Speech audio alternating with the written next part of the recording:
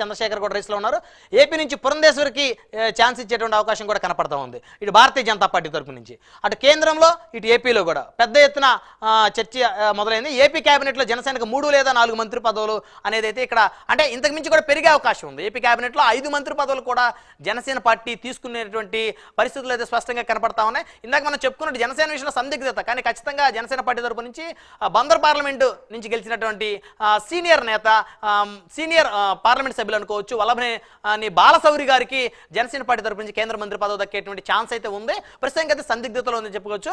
Telugu Desam party 3 కేంద్ర మంత్రి పదవి స్థానాలు ఆశిస్తున్న పరిస్థితి ఉంది, కానీ ఒక్క కేంద్ర మంత్రి పదవికి అవకాశం ఉన్నట్టయితే తెలుస్తుంది. మొత్తానికి ఏపీ క్యాబినెట్లో జనసేనకు 3 లేదా 4 లేదా 5 అనే చర్చ కూడా ఉంది.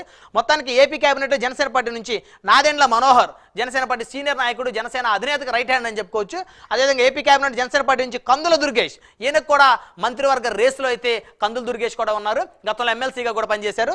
ఏపీ క్యాబినెట్ జనసేన నుంచి పంతం నానాజీ సీనియర్ నేతగా ఉన్నారు జనసేన పార్టీకి సంబంధించి. ఈయన కాకినాడ రూరల్ నుంచి ఎమ్మెల్యేగా గెలుపొందారు. ఈయన కూడా రేస్లో ఉన్నారు. అదేవిధంగా జనసేన పార్టీ బొమ్మిడి నాయకర్ బీసీ సామాజిక వర్గానికి చెందినటువంటి నేత ఈయన నరసాపురం నియోజకవర్గం నుంచి ఎమ్మెల్యేగా గెలిచారు.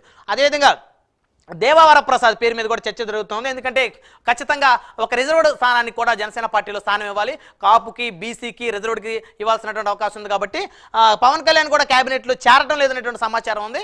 ఆయన ఏపీ క్యాబినెట్లో చేరే పరిస్థితి లేదని కూడా చెప్పుకోవచ్చు. ఏపీ ఎన్డీఏ కన్వీనర్గా పవన్ కళ్యాణ్ అయితే ఇక్కడ పనిచేసేటువంటి పరిస్థితి స్పష్టంగా కనపడతా ఉంది. మొత్తానికి కనుక చూస్తే బీజేపీకి 2 మంత్రి పదవులు దక్కే ఛాన్స్ ఉంది. ఎందుకంటే భారతీయ జనతా పార్టీ కేంద్రంలో కూడా అధికారంలోకి వస్తుంది కాబట్టి వారికి 2 మంత్రి పదవులు. విజయవాడ వెస్ట్ నుంచి ఇక్కడ ఎవరైతే గెలిచారో సుజనా చౌదరి గారు, ఆయన అయితే మంత్రి పదవి రేసులో ఉన్నట్టయితే తెలుస్తూ ఉంది. అదేవిధంగా క్యాబినెట్లో సత్యకుమార్, ఈయన కూడా భారతీయ జనతా పార్టీ నుంచి ఎమ్మెల్యే గెలిచినటువంటి ఈయనకు కూడా రాష్ట్ర మంత్రివర్గంలో చోటు దక్కే అవకాశం కనపడతా ఉంది.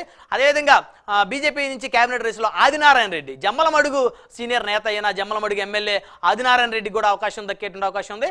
మొత్తానికి కామినేని శ్రీనివాస్, ఈయన గతంలో కూడా బీజేపీ